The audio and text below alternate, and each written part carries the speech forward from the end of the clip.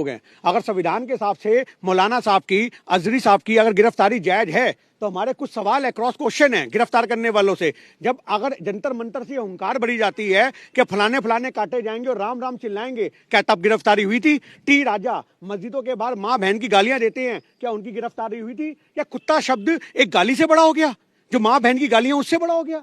आपने इनके बयान सुने नेताओं के? 2019 में बयान दिया गया कि कब्रों से निकाल करके जो मुस्लिम महिलाएं हैं उनका बलात्कार करो। आप ये देखो कि संसद में बैठे संसदीय क्षेत्र के लोग, इतने बड़े संवैधानिक पद पे बैठे लोगों के ये बयान है, नेताओं के बयान है कि कब्रों से निकाल करके, मतलब तुम जिंदा को तो छोड़ नहीं रहे हो और मुर्दा के साथ भी बलात्कार करोगे। वाह रे वाह तुम्हारी महिमा सरकार। और यही सारे हमारे सबसे बड़े सवाल हैं कि आज की डेट में इन लोगों को गिरफ्तार क्यों नहीं किया गया?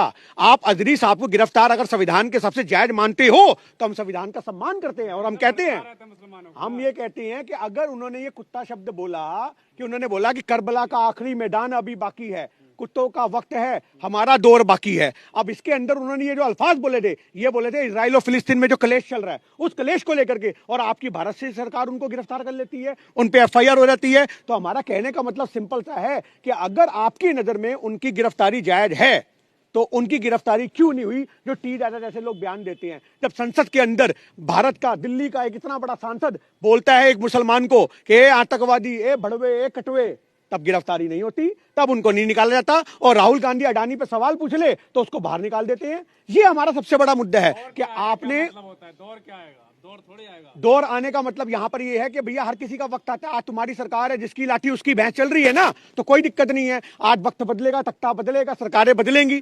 आज की डेट में अगर संविधान के हिसाब से देश नहीं चल रहा तो सवाल बनते हैं। अगर संविधान के हिसाब से अजहरी साहब की गिरफ्तारी जायज है तो जितने मैंने पॉइंट रखे हैं उनकी गिरफ्तारी क्यों नहीं हुई? महिलाओं का, मुस्लिम महिलाओं का बलात्कार करने की बात की जाती है, कोई गिरफ्तारी नहीं होती। उनको राम राम बोलेंगे, काटे जाएंगे, तब गिरफ्तारी नहीं होती। इतने बड़े बयान दे दिए तब गिरफ्तारी नहीं होती। संसद के अंदर बैठ करके एक सांसद को बोला जाता है ए आतंकी, ए मुसलमान, ए कटवे, आप समझो, तब गिरफ्तारी नहीं होती। कुत्तों का वक्त है ये, इससे क्या मतलब? कुत्तों का वक्त, भैया जिसके लिए भी कुत्ता बोला है वो अपने आप को कुत्ता क्यों समझ रहा है? आज एक बात छोटी सी समझिए ना, अगर बोला गया है कि कुत्तों का वक्त है या कुत्तों का जमाना है या कुत्तों का दौर है, तो आप, अगर आप कुत्ता नहीं हो और मैं कुत्ता कुत्ता चिल्लाऊं और आप अपने ऊपर ले लो तो ये आपकी कमी है।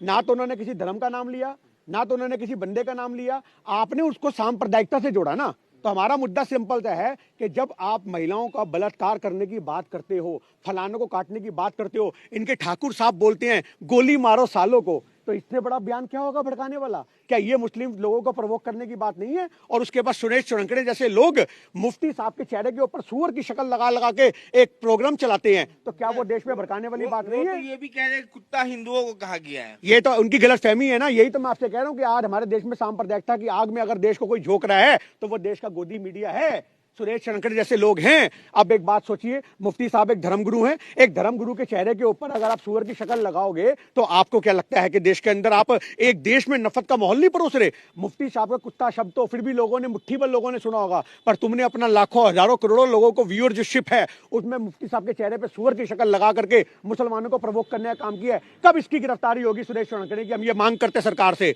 सुरेश चौरंकड़े जैसे लोगों की गिरफ्तारी हो, उनका गोदी मीडिया बंद होना चाहिए। आप ये क्यों नहीं देखते हो? आज हमारे देश में अगर मुफ्ती साहब की गिरफ्तारी, हम संविधान का सम्मान करते हैं, अगर उनकी गिरफ्तारी जायज है तो हम कहते हैं बिल्कुल सही, पर आप एक छोटी सी बात बता दो, उनकी गिरफ्तारी कब होगी? टी राजा जैसे लोगों की उनकी गिरफ्तारी कब होगी? जब मुस्लिम महिलाओं को कब्र से निकाल के बलात्कार करने की बात करते हैं, उनकी गिरफ्तारी कब होगी? जब बोलते हैं कि फलाने काटे जाएंगे, राम राम चिल्लाएंगे, उनकी गिरफ्तारी और उनको संसद से कब निकाला जाएगा? जो संसद के अंदर बैठ के बोलते हैं आतंकी, भड़वे, बुल्ले, कटवे, उनकी गिरफ्तारी कब होगी? ये हमारे सवाल है। मिश्रा का बयान आपने दिल्ली में ही सुना था, आप नारा, आपको स्लोगन याद होगा, तो ऐसे लोगों को भी तो छोड़ दिया जाता, खुलेआम दिल्ली में नारा। मैं आपसे यही तो कहना चाह रहा हूं ना, आज धर्म विशेष को टारगेट करने के लिए आप ये रणनीतियां अपनाओगे तो आपसे सवाल खड़े होंगे।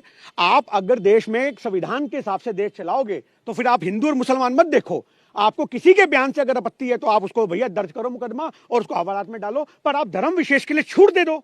मतलब अगर तुम्हारे साधु संत महामंडलेश्वर साहब ने जंतर मंतर से हुंकार भरी थी, महामंडलेश्वर साहब ने जंतर मंतर से हुंकार कि मैंने 40 मुसलमानों को मारा है, मैंने 40 मुसलमानों को, आपके चैनलों के अंदर भी रिकॉर्ड होंगे वो कार्यक्रम उन्होंने जहां धरना प्रदर्शन किया था, जो बंदा इतने मुंह से बात बोलता है मैंने 40 मुसलमानों को मारा है, हाँ जी, अपना गुनाह कबूल दिया, उसके बाद उनकी गिरफ्तारी नहीं।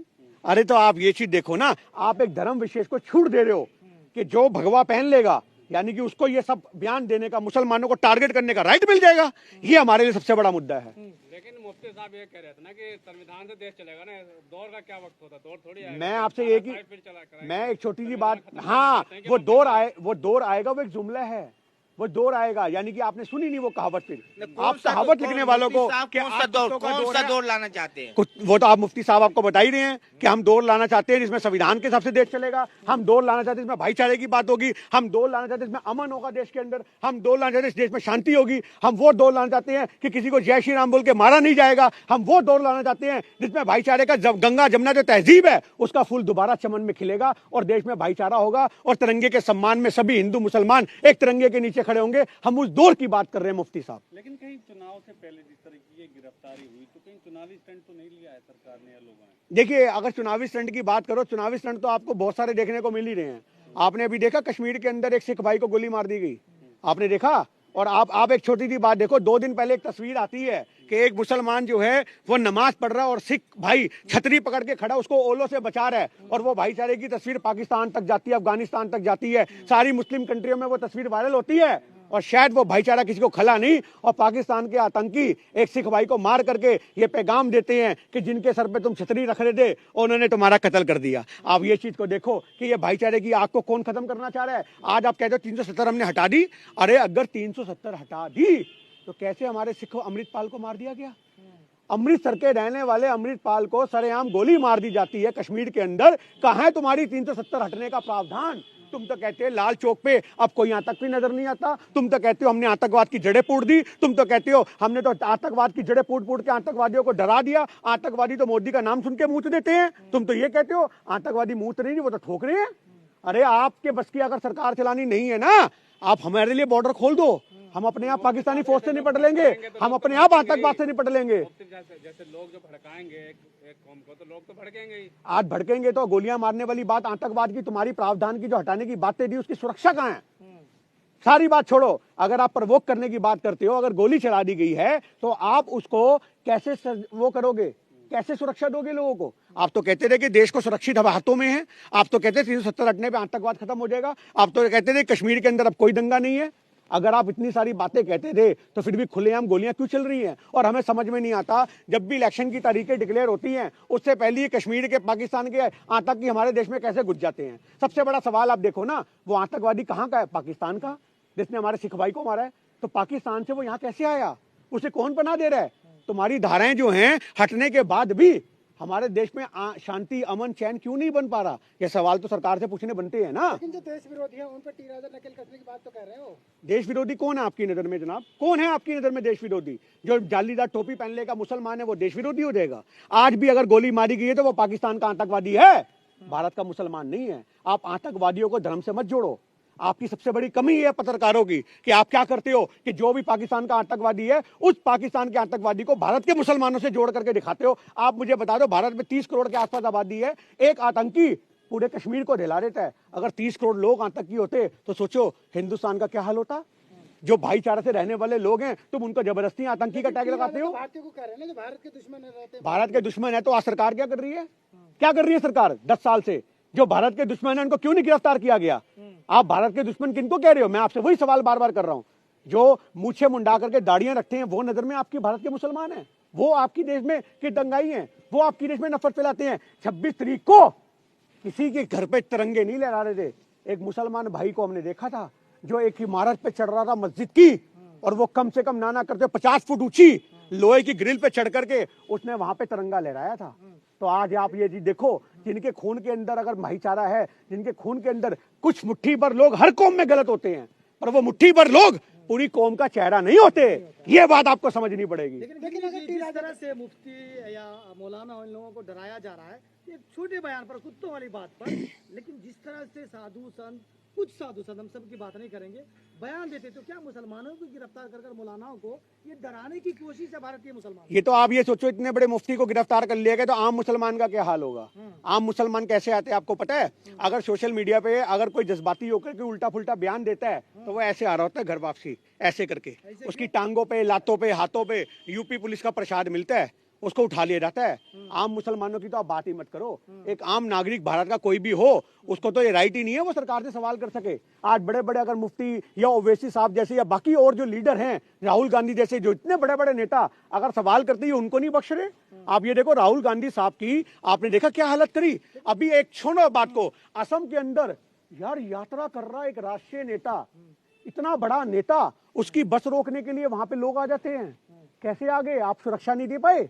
आप असम की सरकार से पूछो कि आप राहुल गांधी को सुरक्षा नहीं दे पाए। पर वो राहुल गांधी वहां से उतरता है एक शेर की तरह और वहां जाकर के अंधभक्तों की भीड़ में बोलता आओ मारो, आओ मारो। वो है राहुल गांधी, वो शेर है। पर तुम लोग एक बात सोचो कि तुम सुरक्षा किसको दे पा रहे हो? लाखों मुसलमान सड़क पे उतर गए हैं, उनकी रिहाई की मांग कर रहे हैं। तो क्या मुसलमान में गुस्सा दिखना चाहते हैं? भारतीय मुसलमान कितना ऊपर आ जाते हैं कि मौलाना को उठाने पर। हम तो एक ही बात कहते हैं, जितने भी मुसलमान लोग आज संविधान के हिसाब से धरना प्रदर्शन कर रहे हैं, तो वो संविधान ने राइट दिया है, इसमें क्या गलत है? बट आप अगर सही जगह पे धरना करोगे तो आपको लोग समर्थन देंगे। आप सड़कों की जगह जंतर मंतर आओ, आप रामलीला मैदान की परमिशन लो, पूरा रामलीला मैदान भर दो, किसने मना किया? पर आप सड़कों पे आओगे तो आपको फिर घेरा जाएगा, क्योंकि आपके ऊपर, मेरी बात सुन लीजिए, आप सड़कों पे आओगे लाखों की तादाद में, उसी में कुछ 4 आदमी कोई ऐसे भी हो सकती हैं जिनको ये चीज बर्दाश्त ना हो, वो बस से तोड़ दे और इल्जाम आप पे आ जाए, वो कोई खून खराबा कर दे, इल्जाम आप पे आ जाए। इसके लिए लेकिन एक सवाल ये है गिन्नी जी, जिस तरीके से ये